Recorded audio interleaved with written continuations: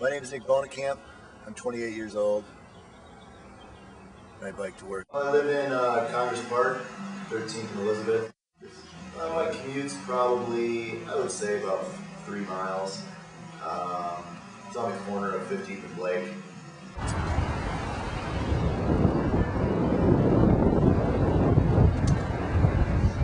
Biking's a little faster. Plus, it makes me feel like I did something when I get there, you know. I show up at 8:30 and I've already done more than most people do all day activity-wise. Plus, I just like biking, you know, riding in traffic. It's not that bad, and at times it's kind of exciting. So. Most of the way?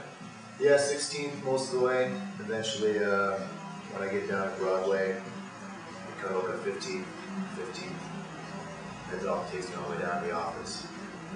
16th is nice. You know, it's got a nice bike lane. Gives the appearance that I'll actually be safe when I ride to work. You know, cars are supposed to stay out of it, but I generally try to stay off of heavy traffic areas just as a politeness. You know, I don't know. The way I see it is 16th has bike lanes, and if I can use it, I'll use it. Just the same way I think cars don't want me to slow down them on 13th, quote unquote, slow down. I don't think I'd want a car ripping by me on 16th using it as a speedway, so I think it's a common courtesy. I'm trying to stay off 13th and 14th, and hit roads like 12 and 16th when you can, just because they're less trafficked, a lot of stop signs, a lot of lights, stuff like that. Usually 51 degrees is the cutoff. If it's 51 in the morning, I only wear a t-shirt when I bike. If it's below 51, I wear one layer, and then if it hits below 32, it goes to 3 layers.